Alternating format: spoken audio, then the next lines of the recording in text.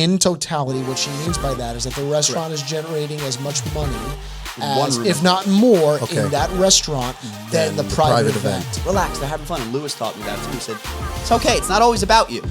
You know? Yeah. The client doesn't know. The client's under the assumption that the person creating the timeline knows what they're doing. Correct. Whomever that may be. Then you, and she goes, "Do you have your own sound?" And I kind of, this was a dick move on me. I pointed. I go, "Yeah, it's right here." It's like, it's right here. Around 90, if they can't do it there, you shouldn't have private events. I can make that argument. I will tell you that high MG private events. Okay, that's. And she was like, "Can you turn this on?" And I was like, "Honey, it ain't us. It's them." How does it feel into that bus? Good, we're ready. I fucking hope so. Our second. I hope so. This is our second threesome. Ooh. Yep. What's better than one? And quite a lot has changed. I grew a beard. Yep. I'm gaining weight. I grew some hair. So everyone's growing. Yeah. Well, I think busy season has a lot to do with it because we are at the very end of what is typically known as wedding event season. Yeah. And I didn't do the numbers, but I'm pretty sure last I checked, the total three of us combined did, I think, just under 85 gigs in the last 2 months. Heck yeah. That's big. Pretty close to it. So, yeah, I'd say that's pretty big. That's a lot. It's huge. It's huge. It's huge. It is huge. It's also the day before Election Day, which, you know, without being controversial, we already know that. I don't know about you guys. I can't wait for Wednesday because I'm so over this. I'm so over this. It's building, man. It's... Yeah. Oh, it's exciting, actually.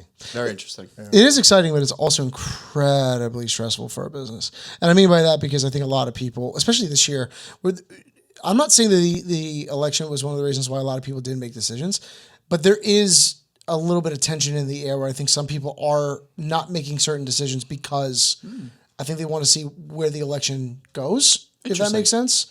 Yeah. Regardless of what candidate wins, I think they kind of want to just kind of see where their life celebrations going to be happening, how it's going to be happening, and everything in between, especially because we're big in the Jewish community and what's happening in Israel and in Gaza and everything else. And that's a big factor to it. I mean, we're notoriously known to waving Israeli flags and, you know, shouting that we support Israel because we do. And we're big on that as well. But, all the way. But this whole election is also going to be very big for our community that we work for. So I think that's another reason why I can't wait for this to be over because at least we'll have some clarity going into 2025 of what is going to be expected. Plus, I'm going to be drinking all day because this is going to be a crap show.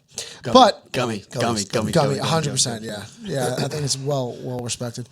But let's, so real. We had a couple events this weekend. I was off Sunday. You were off Sunday. You were off Sunday. It was all the first time in a while, right? Yeah. Yep. Yeah, that was weird being off on a Sunday. We unfortunately, a couple did not make it to the finish line. So we had a large wedding that was canceled. It happens maybe once or twice a year. That's so sad. Yeah, it was sad. And number two is it was too close. I just didn't want to accept the second event that came in, which was about a month ago. I was like, you know what? This is going to be the only Sunday I have off in November or since the 85 events. I want to take advantage of it. Get up, go to church, be with my family. Yeah. Checked out Princeton University. It was cool. Yeah. Cool. Very cool. Well, ironically, and we're not doing this, folks, I swear this is not a joke. We had sound issues again on both events that we had on Saturday. We had both events here on Saturday. Yeah. Correct. So I was with you on Saturday. We were doing a mitzvah. You were also doing a mitzvah. Yeah. And we were in our lovely town that we love so much, Brooklyn, New York. Hi, Brooklyn. We love you. But in all seriousness, we all reported after that there was a common denominator in regards to sound. And before I kind of go into that, I want to hear your story because yours seemed a little more intense than ours. Oh, really? Very intense. It was intense to the point where the venue and I, and us, we just stopped communicating because they could not turn the volume up. They were in charge. We could not bring in any speakers. And we talked about this before, but this one was definitely, this was next level. And I'm not talking about in a better level. It was easier for us to just project our voices and just put the microphone away. That's how bad it was. I've been there before. Yeah. Yeah, right? It's awful. It's awful. Like, You're you like, screw this thing. And you just go, talking hello, into the everybody. Yeah. Yeah.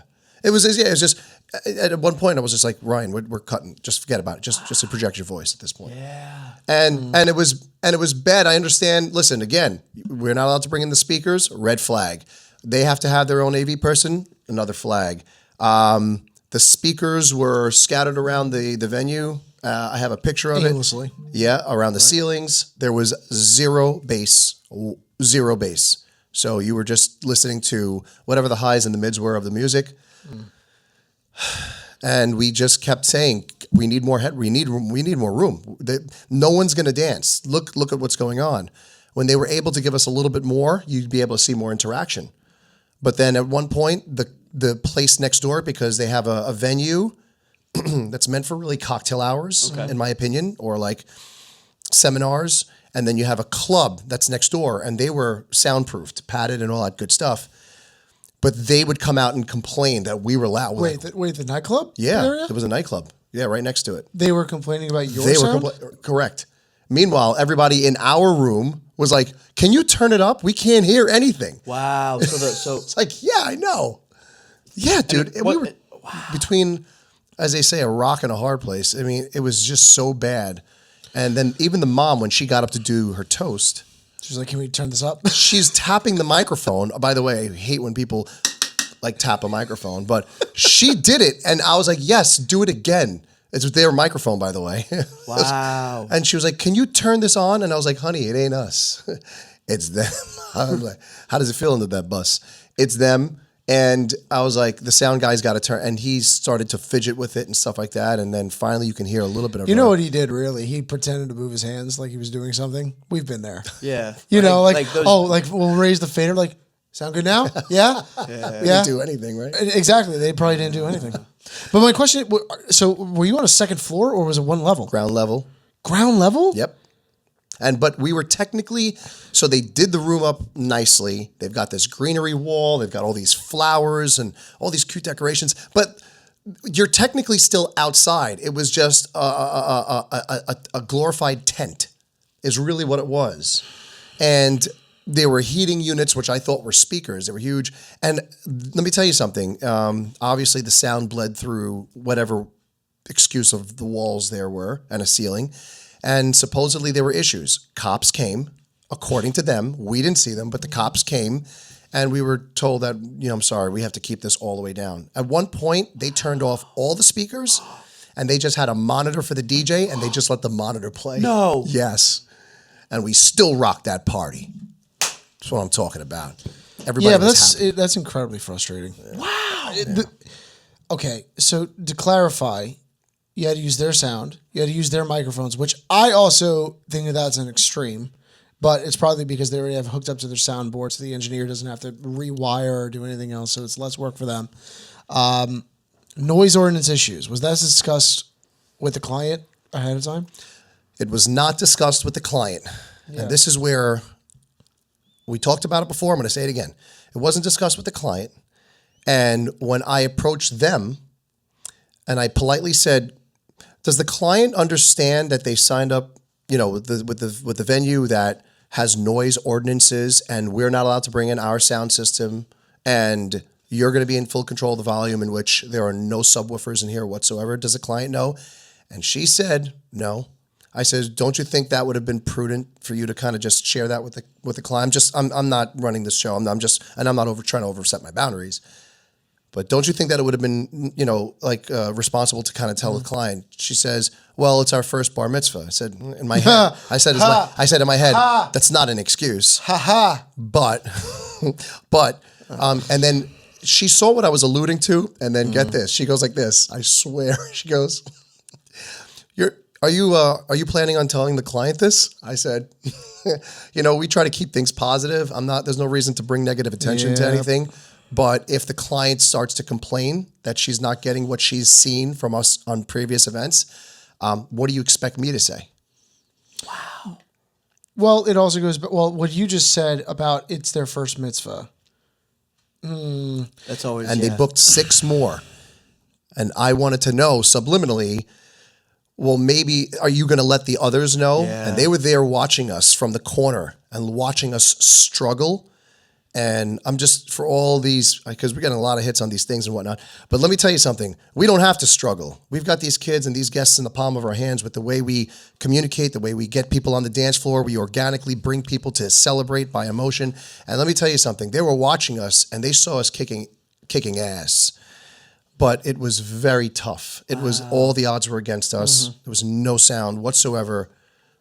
I'm sorry. It's just, and at first, we were talking about probably doing something in the future, and I can give them ideas and suggestions on how to run their events better, because I redid their entire timeline, by the way. Their entire timeline I redid from On the scratch. day of the event or before? Nope, the night before. I was like, no, this doesn't seem to work. And I just kind of sent it on over. So they created the timeline? They created a timeline. And then they said that the client was like, yeah, this is fine.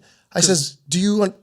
Go ahead. Client doesn't know. Client doesn't know. Yeah. The client doesn't know. The client's under the assumption that the person creating the timeline knows what they're doing. Correct. Whomever that may be. But then right. you guys do this all the time. Yeah, go for it. It's their first time doing it. It's their first mitzvah. They've never done. And then she tells me, she says, well, I had a bat mitzvah. I was like, when was that? 30 years ago? Like, seriously? 25 years ago? 30 years ago? It's like 65. Like, really? Come on, man. That's not an excuse. So I redid their timeline. I said, there's no energy. There's no flow of this event. There's a lot of stops. There's a lot of breaks. There's shifting gears. I was like, there's no systematic flow. There's no seamless transition. And there's no momentum that could be built up. Right. It's stop and go. And it's like, you're going to jerk the crowd. I says, listen, I'm going to, respectfully suggest that we do this instead. Take a look at this, and I'd be happy to help you in the future with future events so that you guys can put together a comprehensive timeline where events flow perfectly in here. Yeah. And you guys are going to look good. Take the credit. It's not a problem. And but after what we just went through, Nope. nope. Okay. Funny enough that we could actually talk about that too. So we'll talk about our event on Saturday. I want you to take a lead on this. This is your This event. was my event. So I don't mean to be smiling. where at do your we expense. start? It was a great party. Cole's bar mitzvah. Shout out to Cole and your friends and family. It was like the kids were awesome. Like the parents were so cool. Cole was amazing. He was smiling from ear to ear. One time I told him, I'm like, Cole, while the adults are dancing, we're going to do a basketball tournament. He goes, yeah. I'm like, that's what I want to see. Like, I want to see that light up in his eyes, because guys especially, I find they're socialized to be very like, yeah, sure, we'll do that. And it's hard to read guys sometimes if they're having a good time or not, at bar mitzvahs especially. But when I saw him go, yeah, I've never seen him do that before, I'm like, we're doing that. So like that, my whole thing is when I come to a bar mitzvah, I need to see the kid smiling from ear to ear the entire time. I want him ecstatic about his party. I don't want to force him on the dance floor if right about now that doesn't seem to be what he and his friends want to do. I don't want to pull teeth. So that I just want to start off with. It was a great party. Parents were happy. Parents were dope. Oh yeah, They were sick. Just a great party, Julius great family. Were awesome, yeah. And so here's the thing. I may be on the contrary, I believe. I love Brooklyn. I love Brooklyn events. I love the vibe, the aesthetic, the people. That's like my crew. Like, I like it. I don't know. I just, there's something about a Brooklyn party. I'm like, I'm home. Yeah. That's how I feel. I didn't feel at home at this venue, specifically, not because of the staff or anything. I think the staff was great. They did their job. They were pretty nice. From what I'd say. They were very nice. They were awesome. Very nice. And they're very accommodating, especially when we had to go with what we went through. the owner, shout out to him. He's also their sous chef. I got to talk to him. He was really, really cool. I love it. Yeah. But Julia, we found Julia, yes. But what we found the problem to be was sound, an issue. And I don't blame the venue for this concern, because they do have a restaurant literally on the other side of the wall. So when we're playing music at a high level, high volume, I should say, right? That's going to protrude. I mean to cut you off. We're going to talk about that because it wasn't a high level. Well, I'll explain why. When we're supposed to, let me rephrase it. When we're supposed to play music at a high level, we expect it to stay at that level to get people to dance. There's a psychology to it, the physics to it. We talked about it in an earlier podcast episode, why you need loud music. And when we had people in a restaurant trying to enjoy their food and people complaining, it's like, that's just not going to work. I understand from a venue that you have to cater to both sides, but remember, you are then shortchanging and watering down the quality and level that we are guaranteed. Okay. Slow down, Turbo. I'm getting a little Yeah, excited. he's getting nervous again. He was Yeah. like, so Wait. go ahead, finish. I'm sorry. There's So I'm something I wanted talking to the say. client, right? And we're talking. John and I were like, "How's everything going?" "Yeah, everything's going great." My hands like this, Yeah. like the That's car the dealership Italian. things, right? Yeah. The Italian in me, this thing, and my hand goes up. I said, "We're having an amazing time," and I hit the client's vodka, and it went Splashed right on our all head. over. It was over our me, Patrick, mom, and dad singing our praises. We're at the very last hour of the party, so we're kind of just doing our final check-ins with Yeah. them, making sure like everything's copacetic. Yeah, it was great. And then we're all laughing, and then Patrick goes, "We're gonna do this," and then all of a sudden, boom! And I saw And I it. just see mom like this, like Slow motion. Like like this. yeah, and she she's laughed like, about it. Like, we're good. Yeah, it's fine. It's good luck, right? And that's how I'm like, thank God you're And so cool with that. That Because- action is exactly, if there's any other story to tell to sum up that party, it's that story. Yeah. How everyone was laughing and then just that vodka just got splashed on mom. Yeah. That was the champagne shower, man. That was the epitome of how that event went. That's awesome. We had an inherently great crowd, but you had a very tough time with the music because you were told 4 times to bring the music down. Yeah. So I was the DJ for the event. I was also handling production team. So Yep. we had 2 guys, we had 2 Intels, TVs. We brought our sound. And for those of you guys, what you need to understand is that some DJ companies charge sound, some DJs don't. We started charging sound for this specific reason. Okay. And if you are a DJ entertainer, we hope you listen to this and possibly consider doing this. Specifically in Brooklyn, there are a lot of venues that are starting to install their in-house sound. And the reason they're doing this is because Brooklyn is very congested. Correct. It's a very congested area with a lot of businesses and a lot of other things that are happening around it. These buildings are not set up in any way to handle loud ordinances. They just are not built for it. So where we were, they had a new sound system put in within the last year. You booked this event over a year ago. Correct. When I had arrived, I was setting up the sound, and I believe her name was Julia, who worked at the venue, approached me very nicely and very kindly and said, "Hey, so our venue requires you to use our in-house sound system." And I said, "Okay, that's news to me. We had charged our client for the sound for that reason." I was like, "Was this discussed with the client?" She goes, "Well, I'm not sure because this looks like it was booked over a year ago. We just had this installed." Correct. So I then, said, "Okay." I said, "Well, let me speak with the client. I have no problem using your sound system." And I only said that because I want to test it first, knowing that we already have sound on hand. And I was like, "Let me call you because it's your event. You are the lead on this event due to the fact that you were the one dealing with the client, and in this particular case, an event planner, which we're going to talk about as well." I got the popcorn for that one. Oh, yeah. Oh, that was a trip.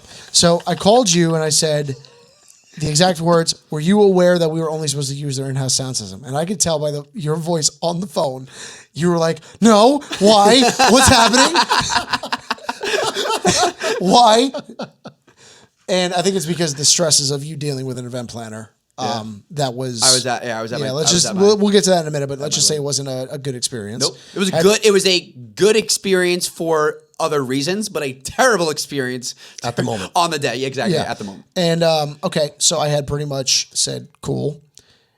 The event planner, who I just get this out of the way, was not very kind to anybody she was working with. No. She was very, very, very brash and rude.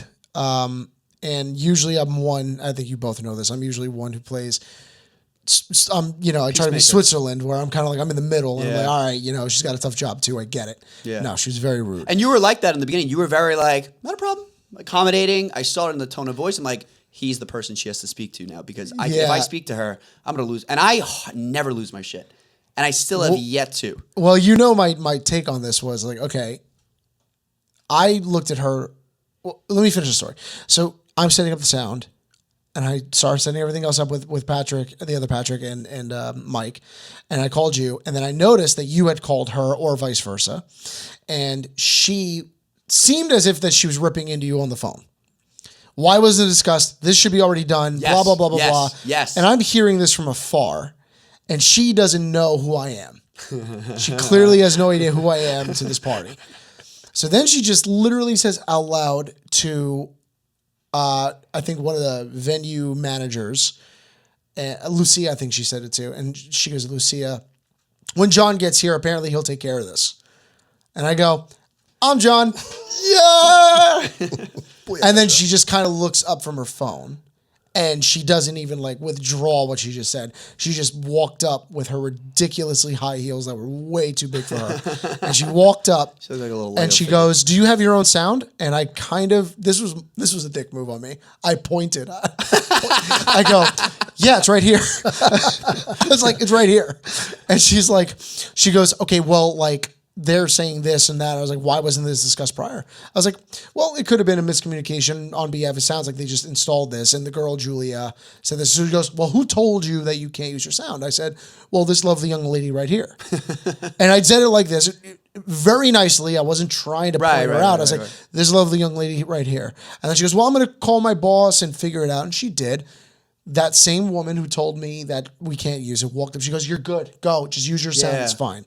Because I did a site survey. I said, we're gonna have to use our sound. I looked at the speaker. I said, we're gonna bring our own. Trust me on this. And they were like, sure, no problem. Well, the reason why this was an issue is because we don't know what their sound system entails. Correct. And just the story that Aldo just told is exactly what we have dealt with in the past that we do not want to happen to our clientele. Correct. So obviously we were very skeptical, and I literally told you on the phone that I'm not putting the sound away.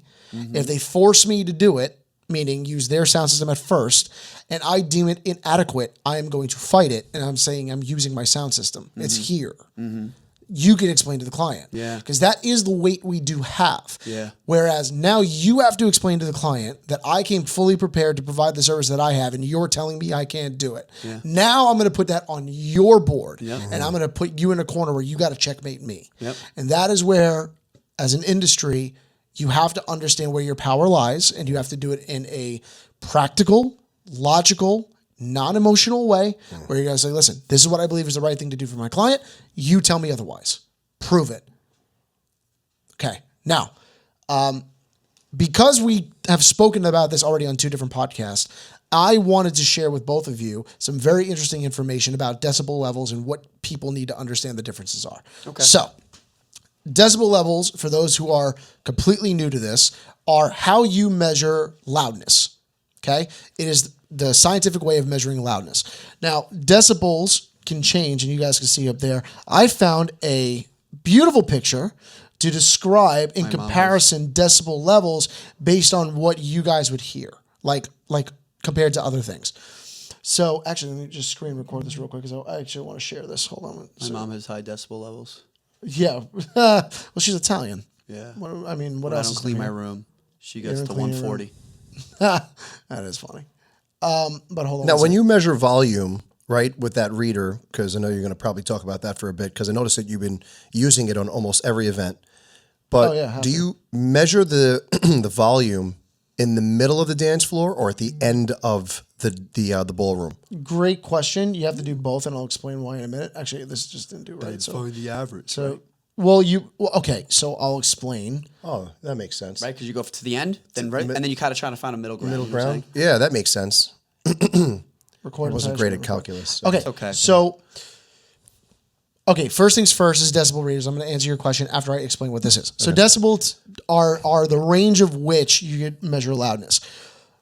By the human ear, you will start getting issues with hearing over about 90 decibels. After 90 decibels, your ears actually get damaged. They do. Consistently. If it's consistent over time, your ears get fatigued. At parties. I keep it between 90 to 95. Oh, shit. But I'll explain why. Fuck. It takes approximately 8 hours at around 90 to 95 decibels for your ears to have irreparable damage. Okay. Here's the problem. When you listen to headphones, you're already way above that. Oh, wow. So most headphones, when people put it on max volume, I kid you not, is about 120 decibels. No. That's how loud your headphones are. Okay, I need to stop. Exactly. That is irreparable. That makes because there's you only get ringing. I hear ringing. That, and you know, do. I spoke to one of our clients. By the way, shout out to Erica Guberman. She was a Sweet 16 client. Used to do all her friends' bat mitzvahs. They're getting married in Greece. Amazing. She's becoming. She's studying to be a doctor, an audiologist, and she also I told her about the ringing, the tinnitus. And she says, "Do you know what that is? That's actually your ears trying to find the sound.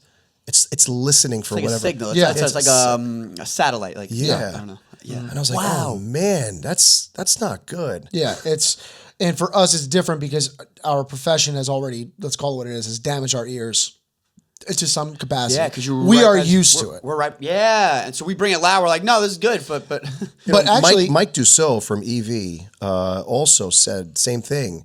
He says, I don't think you guys realize that How loud. how loud, and over the years we become numb to it. We adapt. That's amazing. It was about animals, and especially humans. We just adapt to it, and we don't realize that it's actually constantly being pounded into us.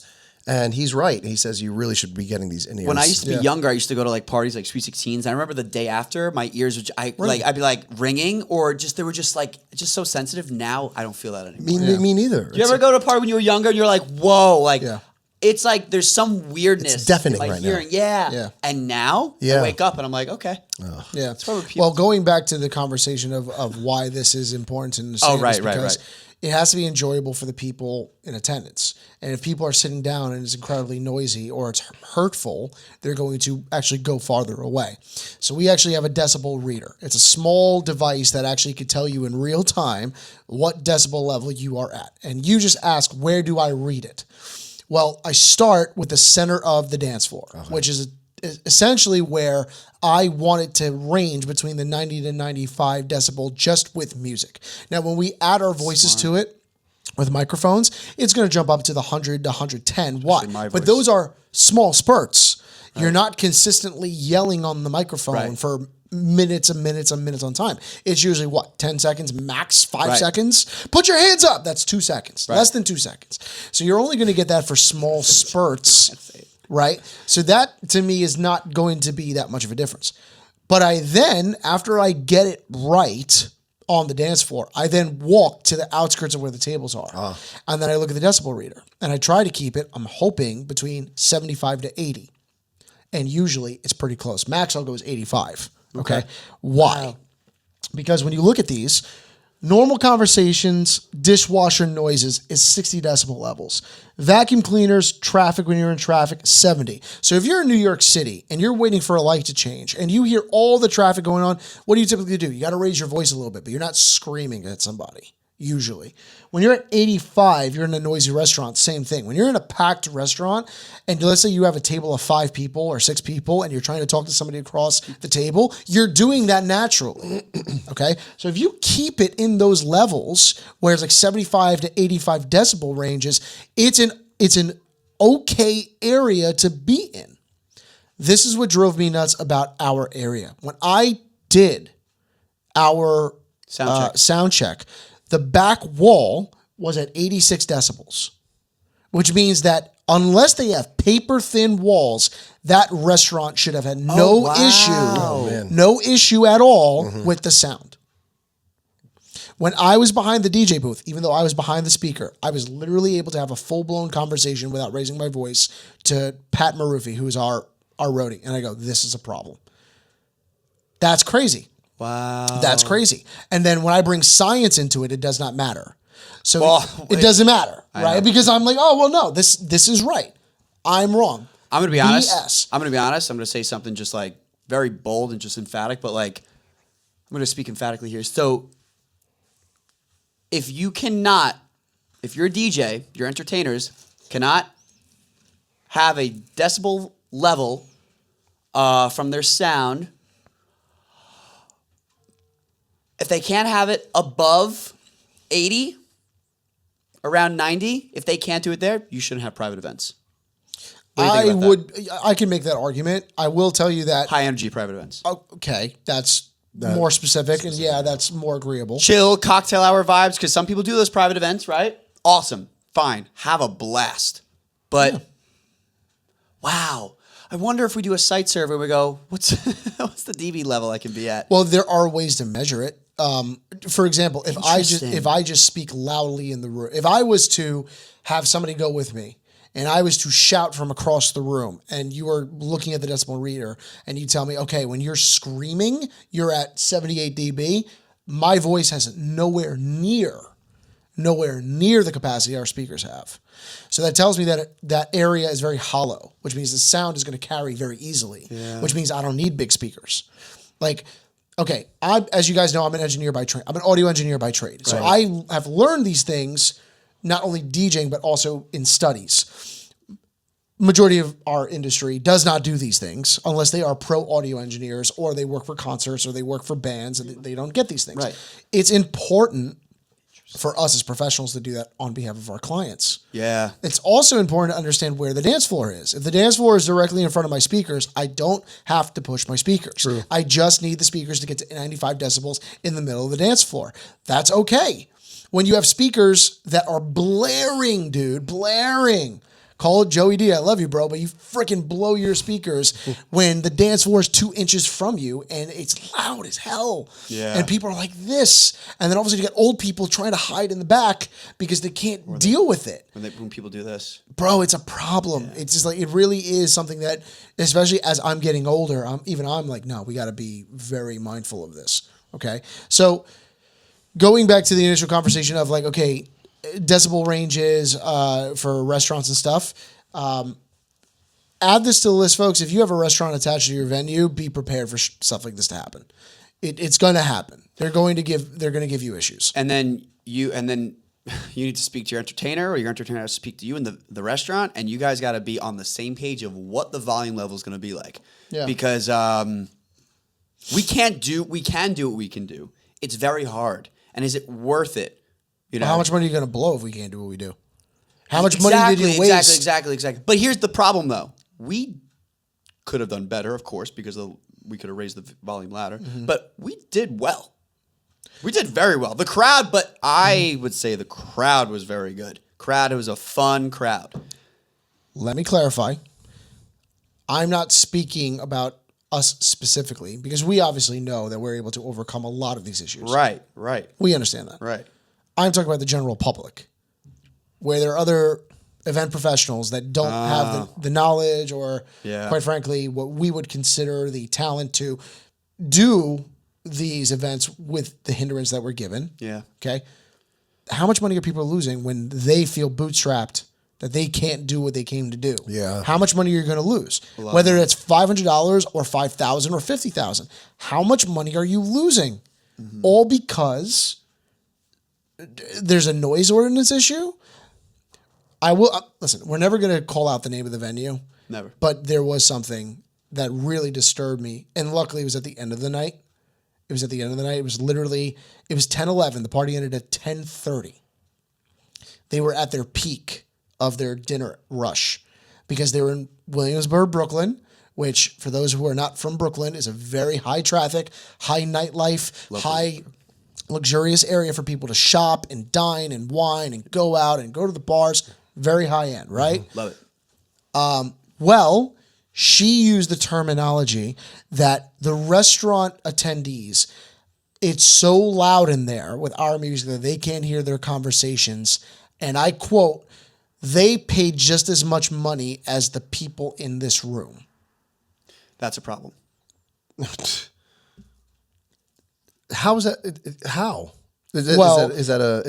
In totality, what she means by that is that the restaurant is generating as much money as, if not more, in that restaurant than the private event. And that, my friends, is exactly why you will have a problem. Mm-hmm. Mm-hmm. Because if the restaurant's going to make more money on a Saturday night because of a busy area and high traffic clientele, now you are like, oh, well, what about the event that I took months to prepare? Money that I spent boatloads of money as one person versus hundreds of people cycling through that restaurant. That's wrong. Mm-hmm.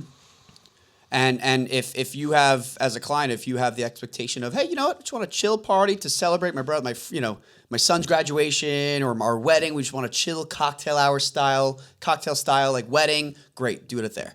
But if they have a restaurant next door, especially, and you want a high energy, fun, energetic, type of entertainment, it may not work because the venue will obviously make it pretty difficult. Well, if the venue's mentality is, well, the restaurant's going to make more than this private event, so it's okay for us to determine what that private event does, don't book there. Yeah.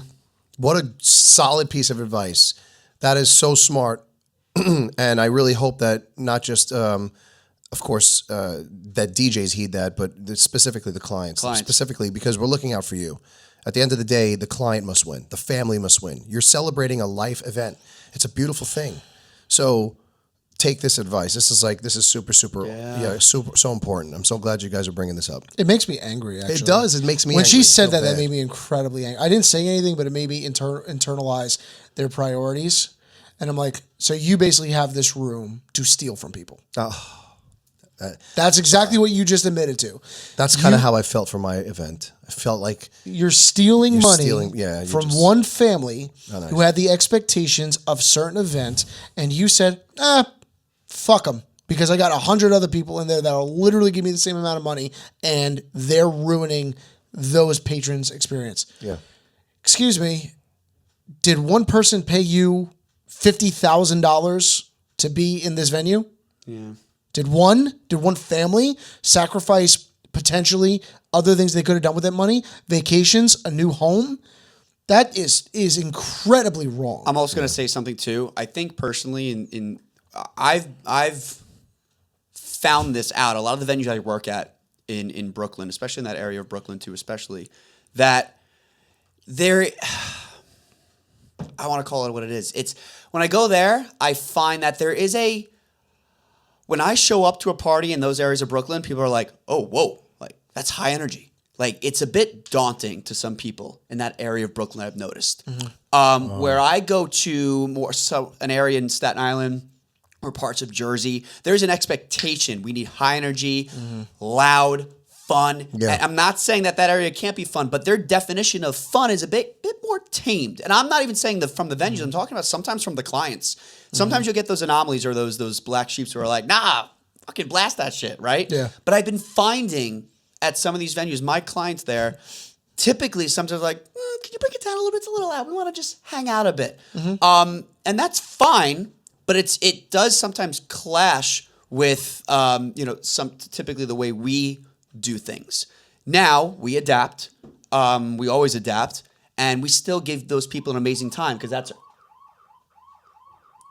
It's okay. Okay. We give people an amazing time. They're coming for us. They're coming for us because the loud noise on Saturday. I'm going to cater to your needs, but I'm not going to bend fully to the point where I feel I am compromising the entire fun. So just because you say something that, hey, no, lower the volume because I think it's too loud, doesn't mean everybody else thinks it's too loud. Unless I see at the volume that I'm playing at, people are having a great time, that's the volume I'm going to keep it at. Agreed. You guys matter the most. So do I prefer louder? Do I prefer like screaming? Absolutely. But if you guys are like, no, this is fantastic. We had the best time. And like, maybe like, a couple of people are dancing here. Well, it's got to be measurable. Great. It has to be measurable.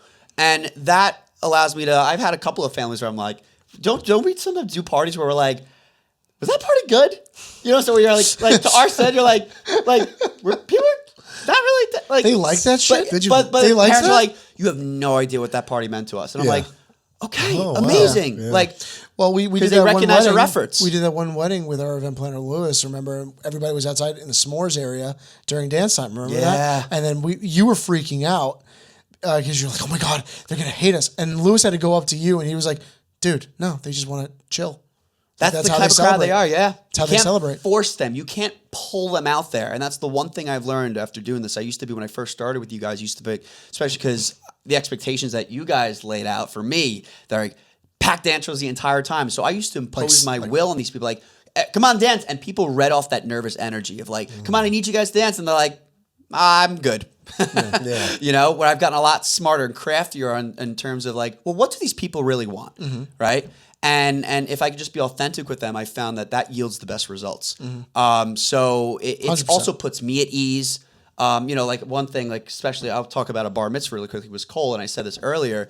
Cole and his friends, they weren't crazy about dancing, or I could even say for a wedding couple, sometimes these people weren't crazy about dancing. But if hanging outside with their best friends, smoking a cigar at one point throughout the night, and like that's the moment that they're like just like, wow, that stood out to me the most. Like I'll take that because your pleasure is the most important thing. And if you give me a hug at the end of the party, you said, Pat, you made it. Like you guys did everything you had to do. Fine. Yeah. May not be the way I want to celebrate, but we need to stop. We need to we have to bend a little bit as entertainers and just be like, no, relax. They're having fun. And Lewis taught me that too. He said, it's okay. It's not always about you. Correct. Yeah. He did. He was very instrumental with me on that as well. If they're having a good time, leave it alone. Yeah. Right. We talk about this all the time. Yeah. You're like, if the fire's burning, don't touch. Yep. Leave it alone. And I said that about the MCs. Yeah. I said like MCs, if you like, and you said this when you watched the wedding footage. I didn't talk a lot. Why? And Aldo, I asked you this. I'm like, Aldo, you're not talking a lot at this wedding at Patello, the wedding in December. Right. You said, why do I got to talk? Look at them. People are jumping. Yeah. What am I going to say that's going to make them jump more? Yeah, they're not going to jump higher. They're not going to do backflips. Maybe tell them to jump higher, but like that's it. And I'm like, yeah. Imagine that. Jump higher. All right, fine. This is not enough. But I'm like, yeah, that's it. So MCs, shut up. Shut the up. If people are having an amazing time already, shut up. Because it's not about you. Agreed. Done. That's my case. Thanks for coming on TED Talk, guys. No, I just, I'm glad we're on the same page in regards to the noise issues and the experience from Saturday and going into how people celebrate. These are all topics we constantly keep going back to. Yeah. Commonalities that, we said this in the previous podcast. The issues are always the same issues. They're never new issues. Yeah, I've been noticing that. Especially between you and I. For as long as we've been doing this, I don't think we've ever encountered a new issue that we're like, oh, we haven't seen this before. Right. Like, I can honestly say that after 20 years of doing this, I don't think there's anything you could throw at me that I haven't even witnessed or experienced before. Mm-hmm. Yep. But it's not being fixed. Yeah. And it's never getting fixed. It's constantly the same problems. And it's like, it's kind of like the same argument. Like, I'll have to, because I'm a Batman nerd, but like Batman keeps saying like, oh, I capture the bad guys just for them to get back out there, and they're going to keep doing the same thing over and over again. You have to say it in the book. But it's the same concept. You have restaurants that are catering with 2 floors and the upstairs floor for a private event, and then constantly that private event is going to get hindered to some expectation for noise ordinance issues because the patrons downstairs can't have a conversation. Yeah. I'm like, well, that's your problem. You decided to make the investment of having a private event up there, and you didn't stop to think that this might disturb the hundreds of people coming in through your door on a Saturday night. Yeah. You didn't think of that. You just thought, oh crap, I can make $30,000 in one shot if I agree. Book this out on it. Because it became a money thing when they said, well, these people are making just as much. Well, it's not about the money. But there's also, there's something to be said about legitimate wedding venues or private event venues versus restaurants who have private rooms. Well, that are meant to cater to one event, and or they could do multiple events, but their venue is built to handle multiple events where it's not disturbing each other. Yep. That's a professional service. Yep. And this is where I will defend venues. And you of all people know I have my issues with venues. Sure. But venues are supposed to be a place for a family, a couple, or the celebrants to say, my event, my place, is to be this expectation, and this is the only place I can execute that. Yep. But then when you're the opposite of that, you are doing a disservice. I'm sorry, and you should be called out for it. Yeah. Let me ask you this: what do you think? I mean, it's already existential in our company, right? Where couples, our clients have been known to reach out to us first, right? Even before the venue.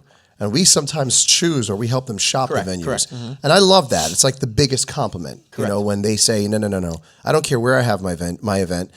We need you. Correct. And then you tell us where you think it'd be good. I love that. Oh, but do you think that, things can change, the narrative can change where people start to understand, you know what, wait a minute, these venues, a lot of these places, this hotel that I was at in Williamsburg, your restaurant that you were at in Williamsburg, like maybe at some point people are going to come over and be like, you know what, because we're being restricted in all these particular areas and they just seem to be popping up everywhere, maybe we should be hiring the entertainment first. Maybe we should figure that out, and then there should be a professional there, or whoever the MC or the owners or whatever, they should say, you know what, based on what you're looking for and the results that you want, where would you guys recommend? Because I mean, it's happening with us in our circle of people, our community of clients, but especially within the American clientele, do you think that that's a possibility?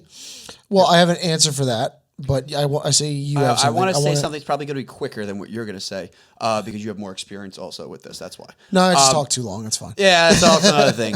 No, I'm kidding. So I think that I don't think we're there yet at all, and I think it starts with us.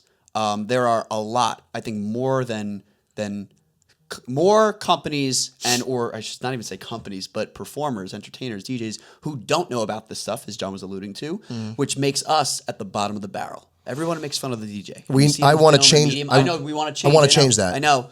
And we need to change that, but I think there are too many. This is seen as a side gig or something you do on the weekends, and you have your 9-to-5 job, which means that these people are not experts, which means that we have a history of not demonstrating our expertise when it comes to recommending venues or recommending or seeing red flags that could go up when you're doing a site survey. I'm going to tell you right now, I used to work with a bunch of companies before. I never did a site survey before until I met you guys. All right? I didn't know what a site survey was. And I showed Aldo, I'm like, Aldo, you're taking videos? I'm like, what the heck? I'm hopping on Zoom. So I think there's a huge identity, like how we're viewed in the world. It's really like low. And it's our fault, not our fault. I know what you mean. It's the industry's fault. It's the industry, and we are at the brunt of everything. So I want to finish this last thing is that I don't see that happening until this position, this career, or this industry is seen as something you do full time. I'd love to fast track that. Let's put it on speed. Well, the answer to your question is, should people go to the entertainers first? I'm going to tell you no right now because of what you said. Correct. A vast majority of entertainers do not do what we do. Don't go to Matter of fact, by definition. Good point. By definition, we are more on the event planning side than we are the entertainment side. True again. Entertainment is more or less the core value where we all come up from. Right. But executing the event has been doing business with other event planners, doing business with so many photographers and videographers. Possibly, I've dipped into the photo and video side of that world where I understand how photographers and videographers operate full day events. So understanding their point of view of things like that. So we have a knowledge base that a vast majority of entertainers do not have and or don't want to have. Correct. Because the label of which is more event planners. So if you want to say, hey, hire an event planner first, okay. That I would agree with. Before you go to a venue, go speak to an event planner. Good point. Go speak to, but let's also put this with an asterisk. Go speak with. Well, that's the popcorn part. Go speak with a real event planner. What's a real event planner? No, he put his drink down. That means here it comes. Well, that's not. An event planner, in my opinion, is somebody who is able to work with dozens of different entertainers, photographers, videographers, florists, other vendors, everybody you could think of for an event. They have dozens on call. Yep. That's one. Number two is they have worked at some point of their capacity over 100 events in a year. Here's what a bad event planner is. Somebody who does 12 events a year for the last 60 years. Bad. Bad. Times 10. Here's why. 12 events a year does not make you a professional in anything. Sorry. No. You could make a living, an honest living in our industry doing 12 events a year. You can. Doesn't mean you're good at what you do. It means actually quite the opposite. It means that you have not done. Okay. Unless you started. I'm getting riled up for this. Get the popcorn. Unless you started high volume and went to 12 per year. That's one thing. Okay. You can do that. Right? Let me explain something to you. Okay. Skills are developed with volume. Correct. You have to do hundreds and hundreds and hundreds of hours, if not thousands of hours, in order for you to say, I am a master of something. By definition, to be a master, you have to dedicate 10,000 hours to something. Correct. Okay? 10,000 hours. How the hell are you going to be able to say you do 10,000 hours of anything when you're focusing on one event, regardless of how much it is, and executing that 5 times a year, 10 times a year, even 20 a year? 20. How? Preach. You can't tell me that you are. I've worked with so many guys who are hustlers that know this industry so much better than majority of the people who claim that they know everything. Versus like somebody who's like, oh, I have a high ticket service that I need to sell because I'm the only person who has these connections. There's got to be in the middle. I was talking to Phil Siciliano, who you and I know personally. What's up, Phil? What's up, Phil? We love you, Phil. Hi, Phil. Like to meet Phil you and one I day, did Phil. Phil is right now arguably a top 3 photographer in the tri-state area of New York. Phil also did Elvis Duran's wedding. He's done celebrity weddings. He's traveled all around the world. His brand and his work is astronomical right now. We knew Phil when he was doing $200 jobs for a local DJ company in Staten Island doing roadie work. Wow. Okay? You cannot get Phil out the door for anything less than, right, I think, don't quote me, but I think it's less than $10,000. You cannot get him out anywhere for less than 10 grand now. Okay? So, how did he get that way? Well, number one, he ate shit. And he ate shit hundreds of times a year for many, many years. Meaning he's done, if I had to take a guess, before he actually became a full-time photographer, he did well over 300 events. Well over 300 events. Okay? So that means he had 300 events under his belt before he even picked up a camera. Which means he understands how to execute at least 5 hours of a day. At a minimum. And then if you add on, okay, I'm going to do as many jobs as a photographer as possible to get good at this event.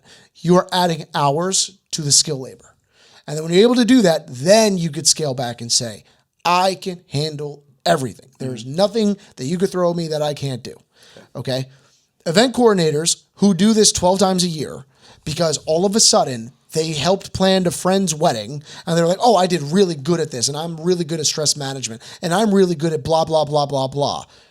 You are fooling yourself. You have no idea what you're doing. And you are only going to get positive comments because the people that you're helping didn't do what you did. Congratulations. You just made more of a mess for every other person that worked that event.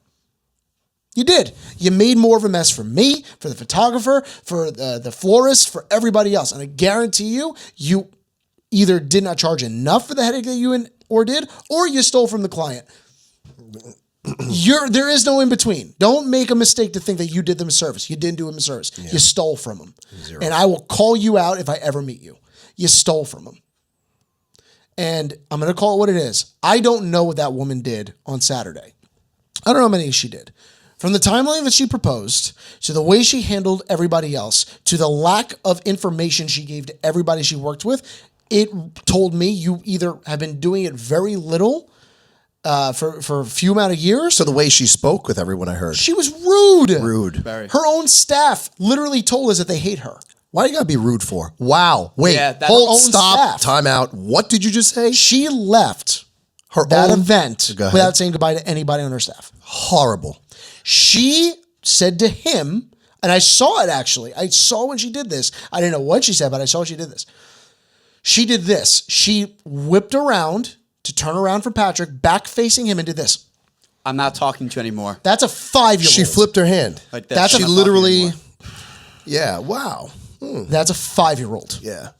And I get angry with how people mistreat my colleagues and, quite frankly, friends when he's doing everything in his power to help. Because guess what? We adhered to her timeline, and the one time we quote unquote didn't, she bugged out. And let me tell you something. This is actually what happened. We actually did it. Okay, we had a montage that was supposed to be presented, which, might I add, she wanted in the middle of a dance set to us to stop and then go back to a dance set, which on the timeline is so beyond dumb. So just so you know, also the reason why I didn't even object, because I said, you know what? I'm new in this industry. I'm not new, but hold on. Sorry. Hold on. I'm new in this industry. 10 years. Take sorry. that back. You guys have seen more than I've seen. That's what I wanted to say. Okay. Fair enough.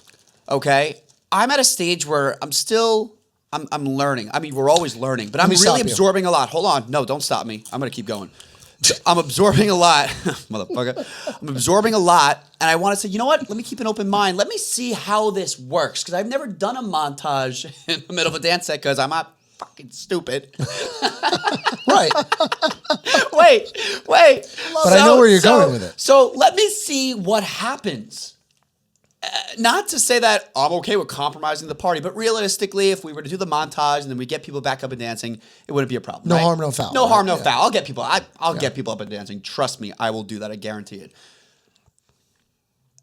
So that's why I didn't object to any of the event planner's timeline at all, especially because, she was giving a lot of previously a lot of attitude to me, a lot of passive aggressive comments. She was very frustrated with me from the time I thought it was me. I'm like, is there something I'm doing? I've never had this experience before with an event planner. I'm very hard on myself. So I'm thinking, wow, I'm really screwing up here, which is really stressing me out. So I said, you know what? I'm not going to object or say we should do this here, this here, this here, this here. I'm just going to see how it goes. I'm going to play nicely with her. And I'm going to follow her timeline flawlessly. Okay. Okay, exactly how it's written. All right? And I did. And the party was a success. I made it work. I do think I made it work. Because if you put another MC on that timeline, it would have been too rigid, they would not have known how to seamlessly or flawlessly transition from one formality to the other because it was a bit choppy. Are you pulling it up? I'm pulling up the timeline. We're going to pull up the timeline. Because Aldo's going to look at this and be like, what the? We're going to critique it right here, right now. Oh, Well, wow. okay, but here's what I wanted to say to you when I was pulling this up. And the reason why I wanted to stop you is because it had nothing to do. Scroll that. Cover the video. Have some popcorn. It had nothing to do. Thank you. You're welcome. It had nothing to do with your lack of experience. It had, you were basically saying you're still learning to deal with other vendors. Correct. That I think is what you're trying to say. Correct. And I want to see I how don't other people know work. how to work with event planners. I don't work with them that often. Let me feel it out. So maybe she knows something I don't know. Exactly. Okay. Exactly. Okay. The problem is that this is what I'm telling you. Majority of event planners are bullshit. They're not real event planners.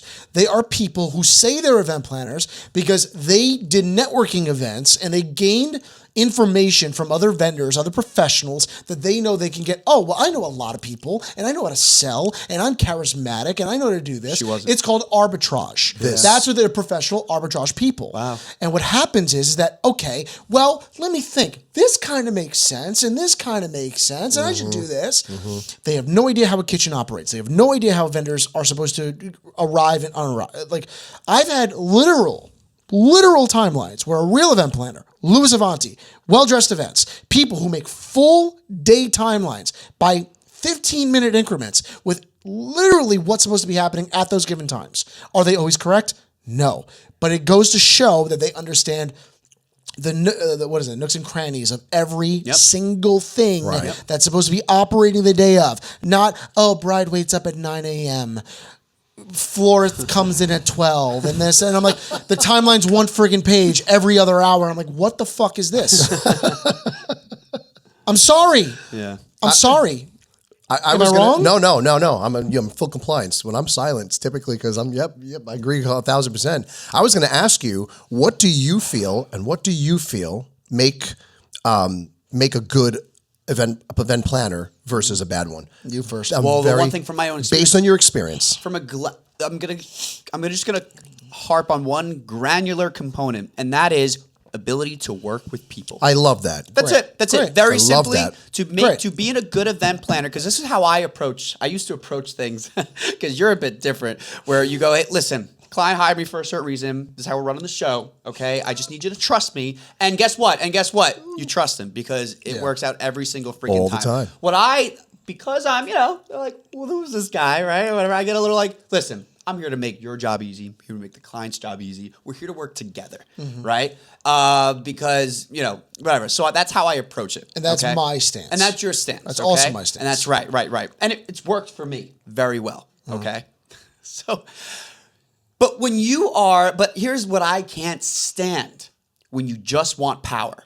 What makes a bad event planner is power hungry. Power hunger for it was not done the way I wanted it to be done. You're missing the vision. You're missing the point. It's supposed to be for them, not you. Yeah. And sometimes we as entertainers can also be a little like that. Sometimes we have to be very introspective and self-reflective and say, no, Okay. So what makes a good event planner is ability to work with people, have people enjoy you, like you.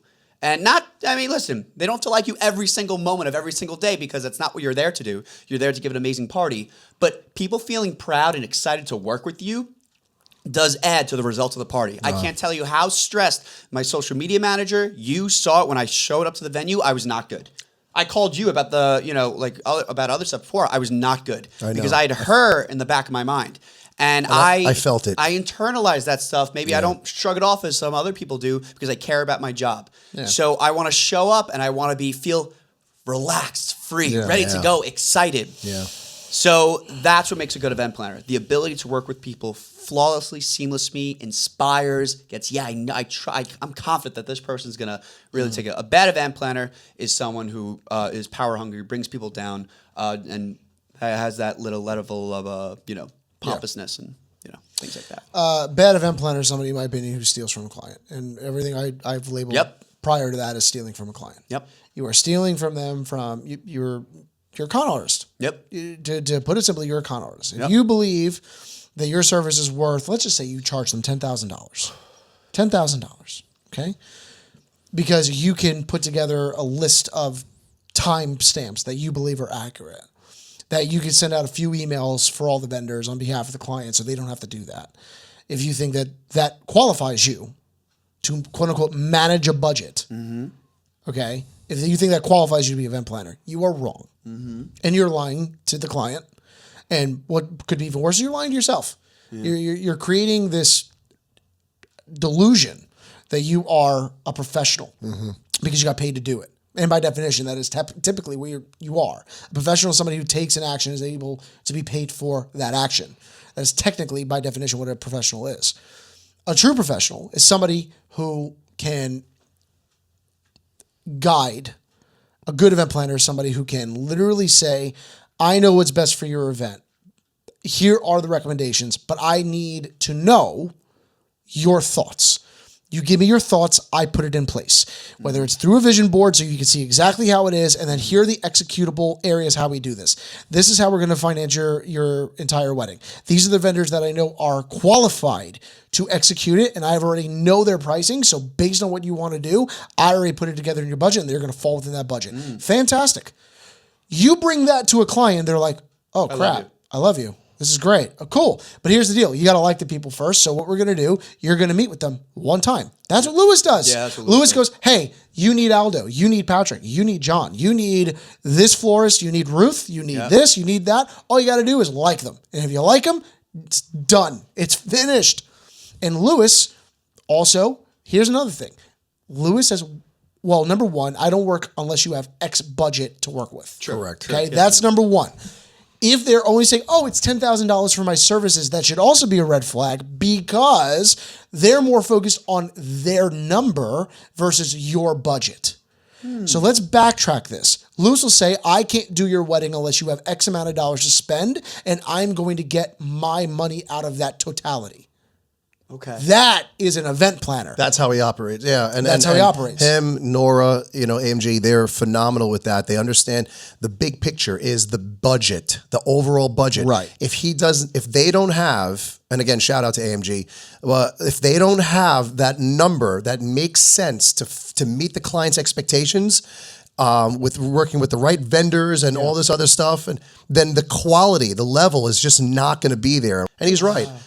It's absurd to me that people are so gullible to believe that somebody is this, because especially when you're throwing an event, you don't know what you're doing. There's a lot of pressure on you from outside sources, peers, family members, whether it's a wedding or a mitzvah or any life celebration that we do. You have a lot of expectations, your own included, and you don't know what questions to ask. You don't know who to go for. You're trusting strangers with reviews. Yep. It's incredibly taxing, and we understand that. A good event planner's job is to say, look, what's your budget? Okay, unfortunately, I'm not the person for you. I can't work within your budget with the people that I do business with to execute. If you're able to bring your number higher, if you can make that, I can work with you. That to me is a good event planner. Yeah. Now, if you're talking about day of coordinator, meaning somebody to literally just help you execute a day, that's a different conversation. That has a number to it. Yeah. That's a job. Okay. That's just like, okay, you're getting married on Saturday. Well, you're going to need somebody to help you bustle your dress all day. You're going to need somebody to talk to all the vendors on your behalf. You're going to need somebody to take you to and from and call people and do blah, blah, blah. Hey, that's worth $5,000. That's different. It's tough. Speak on your behalf is very interesting. Because sometimes a lot of day of coordinate or just, event planners do not speak on the client's behalf. As a matter of fact, sometimes I wish I had more of a relationship with the client. But the event planner was in the way, I found. There are some, for example, shout out to Christine at CBC Events. She is someone who does it so well. I got a chance to speak. We're doing their celebration, her client celebration, who's now my client too. But I got the client through her. And she's like, Pat, I want you to hop on the Zoom with them. I want you guys to hash out some questions that you have, she has. I want your personality to shine, and I want you guys to be able to connect. I am the what's the word? I'm missing the word. The connector. The link. There's another fancy word, but we're gonna just say the link. I am the link between you guys. Yeah. Okay. And the glue. That's not a fancy word at all. Guys, I didn't score high on my 4-letter word for 400, please. Glue. By Val. But yeah, so that's it. And I was like, that's how you do it. And I'm loving working with her. So I want to make sure that, this podcast episode is not about, thrashing on, and putting other event planners down. No, it's not that. It's to highlight ones that do it right. Correct. It should be the ones to highlight them. Correct. Christine who? Christine at CBC Events. CBC. Okay. She's awesome. Look her up. up. I know. I have Christine Cusano, Events by CC. Yep. Yes, Events by CC. Yeah. I know of. She's a sweetheart. Oh, yeah. CC East Coast, Christina Chestaro. Got to shout out Kristen and Nicole. A lot of Christines in the event. Kristen and Nicole from Well Dressed Events. Oh, yeah. I love them dearly, and I've been hammering them to get on this podcast. Ladies.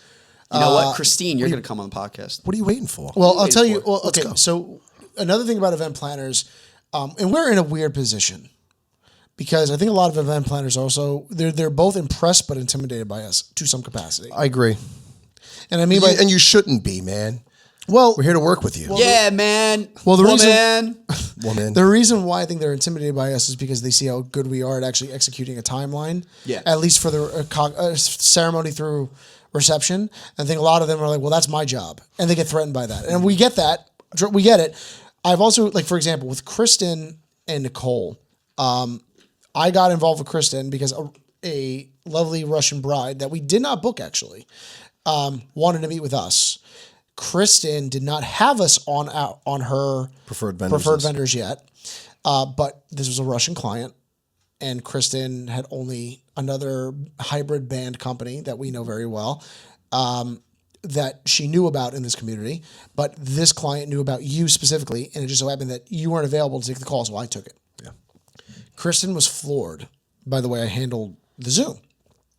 How we spoke with the client, how we directed things, how I told Kristen, I was like, listen, Kristen and I are going to work together, very closely to execute a wonderful timeline to get the result that you have probably seen us do in the past. We're professionals. We understand each other, yada, yada, yada. And she was floored by the way I was speaking with the client that she goes, you are awesome. And I have a couple other clients I want to invite you over. She didn't even see us perform yet. We did 3 events with Kristen since then that were high-end events. And it also dawned on Kristen that she didn't want to call us unless it was a high-end event because I also helped her sell more to the client. Most event planners are like, no, you don't speak to my client. No, it's me. It's me. Understand something. And we've preached this so many times on this podcast. We as an industry have to learn to work with one another. If you are dealing with an entertainer who knows how to help you, work with them. Don't shun us away from the client. I love Lewis, and we've talked about this in the past. There are certain times where we are we scale back because we don't want to impede on Lewis's status or how he operates with his client. There are times where we want to sell personalization because we think that client is going to love the personalization, and we can't do it because, again, it's that conversation. You just got to love Aldo. Just got to love John. Yeah. Okay, cool.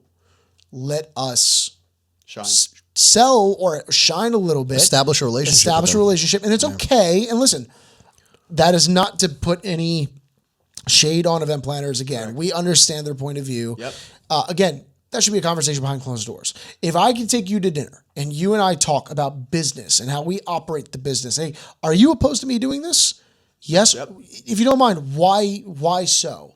What if I was to guarantee you I don't do X, Y, and Z? Can we come to an agreement there? Because I guarantee you your long list of vendors are going to get shorter and shorter and shorter and shorter because you're only going to want to offer maybe 2 companies at a time, 3 companies at a time.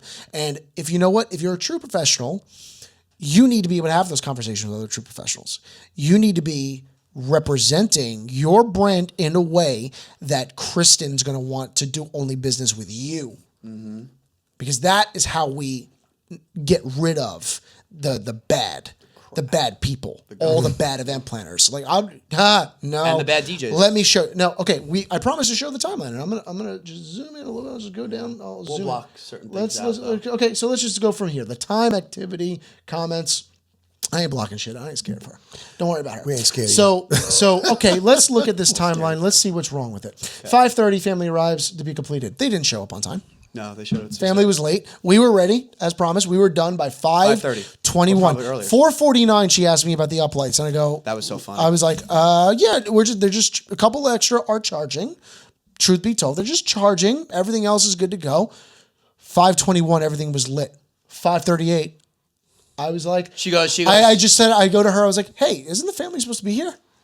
She goes, yeah, the bus was late. Yeah. I was like, okay. Yeah, and then she said, we start at 6:30 when she mentioned the lights thing. Yeah, I'm like, we're very familiar. Shut up. Cocktail hour, 6:30. Aldo, you're about to lose your stuff. Ready? Yeah. Games, interaction, cocktail. Toasts at 7:05. Aldo, what's missing? Where's introductions? Thank you. 7:20 is our introductions, my friend. It's 7:30. Explain that one to me. How do you have toasts before introductions, bro? Now, in defense, and not in defense of the event planner, I think Julie was like, the client. I want to get it out of the way. The client was like, oh, that's fine. You can get it out of the way. I have a great solution. Still do intros, right? Just do intros first, and then start your toast then, right? Or dance your craft. But in what world have you ever seen? Oh, I've never seen it. People give a speech before the highlighted individual is supposed to be welcomed in. It's a formal introductions at a formal event. I agree with that's you the first thing that's supposed to happen. I agree with you 1,000%. What the heck is wrong with her? Okay, we did the introductions. Fine. Hora, and then buffet opens after the hora. So there's no dancing after the Jewish ceremonial dance of celebration. So you mean to tell me that the highlighted portion of that, right, is meant to be sit down, like right after that. Right. Energy's all up. Okay, guys, go eat. Right. Terrible. That makes zero sense. The good thing, though, sorry to cut you off. The good thing was the buffet wasn't ready yet. So we actually got to dance them for 15 minutes. So that benefited us because we did the time. We were on time. Right. We were on time. Right. Buffet wasn't open until 8. Okay, cool. So we had 15 minutes to operate. Cool. Candlelighting ceremony. Here's the best part. And let me preface this by saying we never expect you guys to feed us. Okay? Vendors are there to do a job. Is it nice for you to possibly get us a plate? We would love that. Especially we're not malnourished, long days, we need to eat. We get it. However, you are not required to feed us. Not at least in our company. We're there to work. Here's the best part. The event planner made it a priority to feed the vendors. Thank you. That's great. Thank you. Yeah, I did appreciate You're an that. idiot, though, because you told them to feed us at 8:30. 8:30 in the middle of the candle lighting ceremony. How does that work when we have to be present, right? The photographer's got to be present. The MC's got to be present. The dancers have to be present to move tables around in order to move the candles. The DJ has to be present to play the music for the candles. So how are we supposed to eat? So then I was told, oh, guys, just eat after candles. We're working. I'm sorry. Dancing. You mean in the middle of a dance set? Yeah. What are we going to eat? So we're going to eat cold food at 9, 10, an hour later? Oh, we have the montage. Hey, Al, what does this say? Let's zoom in again. Let's just zoom. Dancing. Montage presentation, which was 12 minutes. Back to what? Yeah. What? Back to dancing. So you slowed. How does this make sense, you people? Slowed things down, and then I had to bring things right back up again. It makes my job harder. So was I able to tough. do it? Yes, I was able to execute it. But why are you doing that? Because she's dumb. Yeah. I'm sorry. You're dumb. This is okay. And by the way, this was sent to us on when? Thursday? No, this would be a while. This felt like Well, no, there was a an week ago. updated timeline. Did she update the timeline She last might- minute? Yeah, she might have she added the names for the Hamotzi Hala or something like that. But it was like the week Whatever. of or something like that. Yeah. Merch opens at 9:30, which by the way, she opened at what time? 8:45. 8:45. So she opened the merch because the kids wanted it, Yeah. and then got mad at us because we did the montage. Because the dad wanted it. Dude, I was just like, oh my god. Yeah. It's like, Shout out to you for the popcorn. Still not going to mention your name. look, I don't. Okay, and if she ever does watch this, not bad. if she ever does watch this, okay, we also understand personality traits. We actually took courses on understanding personality traits. Oh. It was also for sales, but we understand personality Vicky traits. We Busney, can shout out. determine. Thank you, Vicky. We love you. You're the best at it. Highly recommend everybody look her up for color personalities in order for you for sales and event planners. It's fantastic. But going back, we understand how to read personalities based on given characteristics that they are giving us just from the first couple of minutes. Yep. She's what we call a hardcore red. Aldo's a red. I thought I was more yellow red. I'm more yellow green. You're definitely a yellow. I'm like 100% yellow. yellow. Like Okay. fucking- So let me explain. He's yellow. Right. Let me explain what a red means. A red means that they are constantly on the go. They are very brash and straight and to the point. They are no nonsense. Don't like small talk. Get things out of the way. Blah blah blah blah blah. Reds are notoriously known to most people who don't understand them as, for lack of better words, bitches. They are known as bitches. They are. Okay, they're or assholes because they're very direct. They're perceived They're as that. that's what I'm trying to say. We're They're Wrongly perceived perceived that way. as. Yeah. Right. They're Falsely wrongly perceived perceived as. that way. Now, understand something. They're also very cold. They seem very cold. Right. They're not very warm when they're like, hey, nice to meet you. When things- Who are you? Right. Who are you? How do Right. I know you? How do we know each other? Okay. I just need my answer. All right. Yeah. I just need my answer. That's how they are. But that's not me. okay. Because you're yellow. Because you're also yellow. Because I'm red yellow, yeah. Yeah. So, but she was a hardcore red. We're also trying to exaggerate Yeah. a red to give people an understanding Right. of Characterize. Because everybody knows that one person. Exactly. Reds are get shit done. That's It's really it, it. Red. There's a. She's a hardcore red, and because she was a hardcore red, she was very, very, very, very polarizing. And because of her polarizing personality, it was very hard for everybody else to kind of get it. And also, she was not good at communication. So if she ever hears this, please understand where I'm coming from is from one event professional to another. Communication is key. You were not good at communicating with us.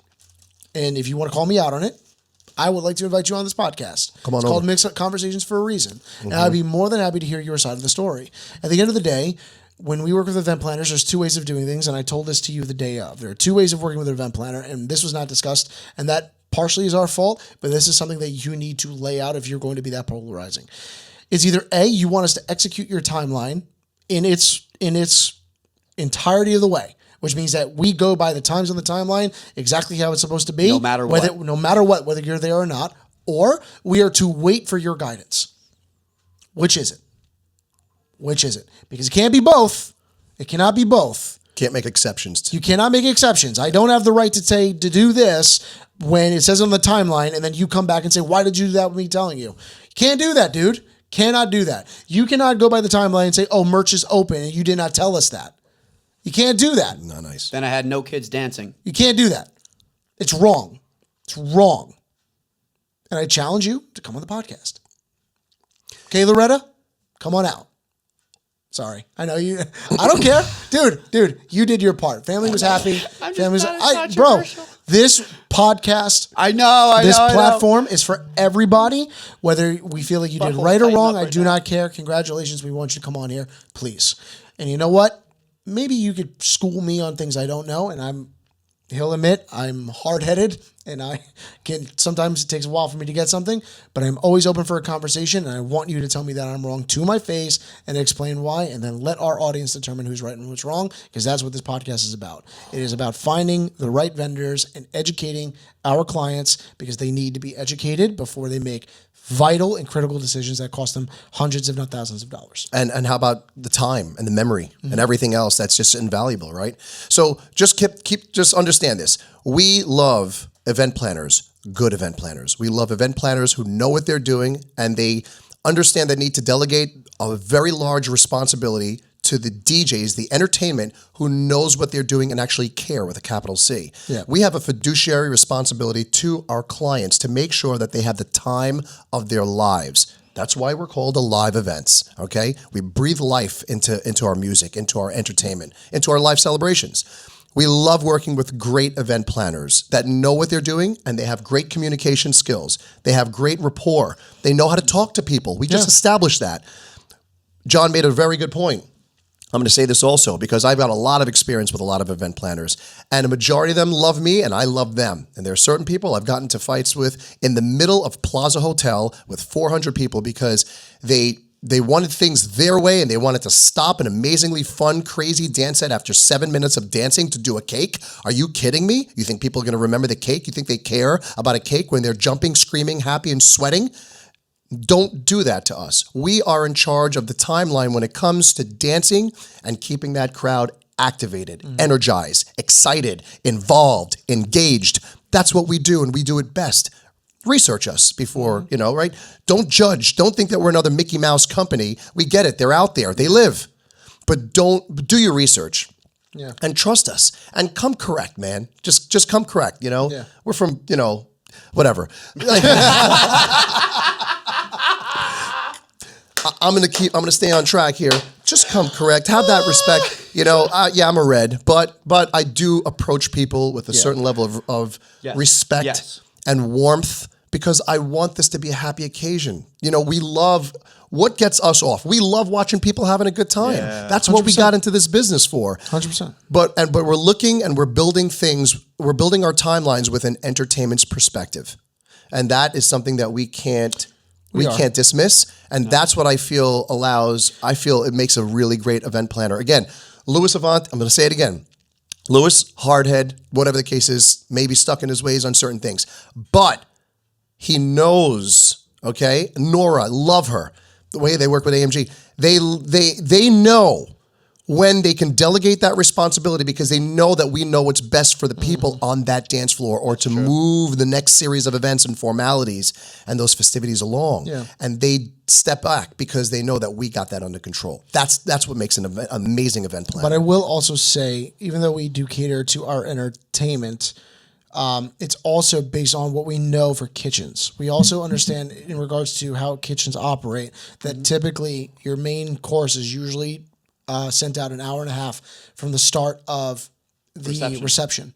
So if your reception starts at 8 o'clock, typically 9:30 is when main course will be served. That is on average what it's supposed to be. Sometimes it's an hour and 15 minutes. Sometimes if they get delayed with orders or things are changing, it does. But it's always within that 15-minute range. Yeah. 9:45 or 9:15. It's always going to fall in that area.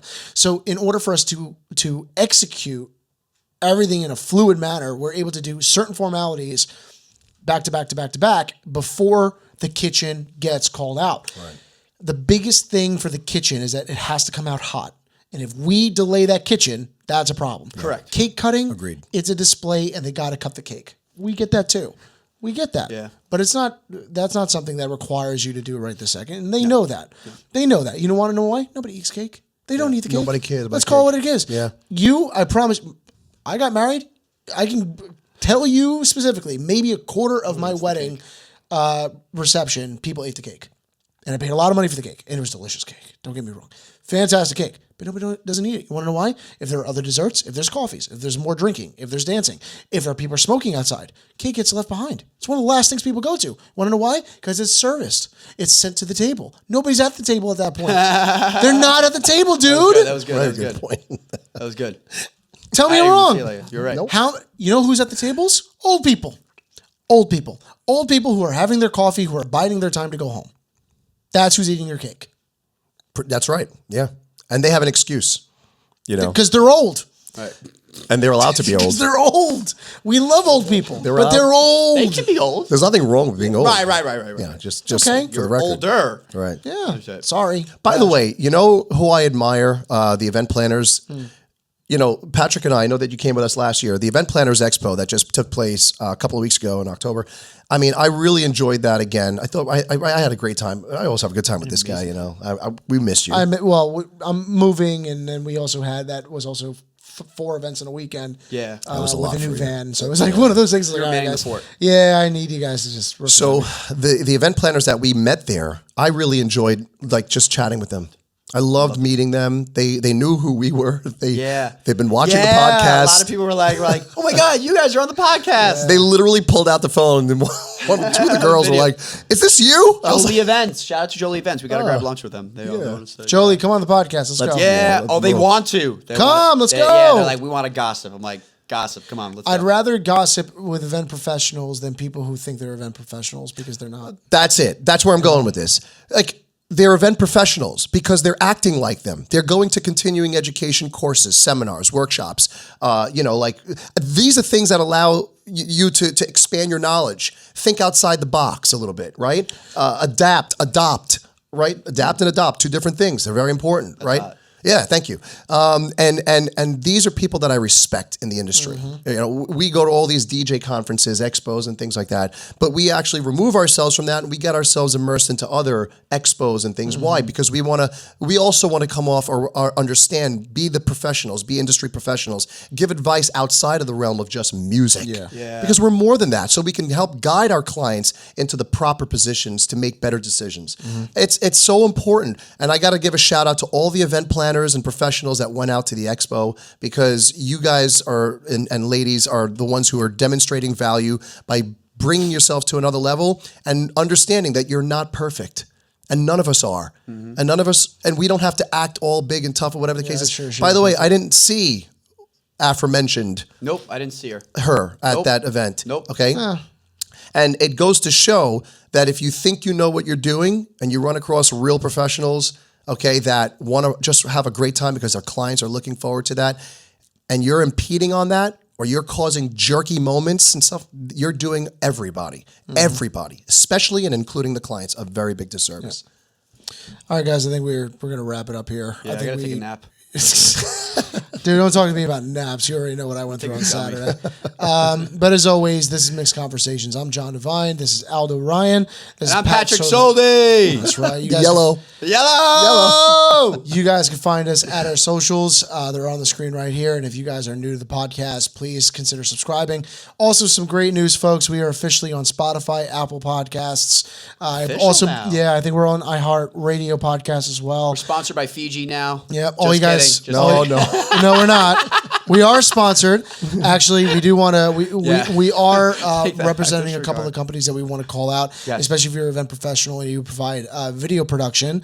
Estart, which is a amazing video sharing platform of which you can take pictures, videos, and share it on your media screens the day of the event. It's as simple as scanning a QR code and then sending it over to those AV people on your team, and they'll be able to project live in real time, live photos, videos, shout outs, all that other cool stuff. Please look them up. It's Estart, ESSTART, I believe is how you spell it. Estart. Definitely put that in the link as well. And of course, big shout out to Evie. Electro Voice, these amazing microphones, our speakers, and everything we use in-house here to live events. We're very, very, very, very big on that company. We love them dearly. Shout out to Mike Dussault and, of course, the entire Electro Voice team. We love you guys. Again, I think we hope you guys enjoyed this, and we'll see you in the next episode. Ciao. Later. Buonanotte.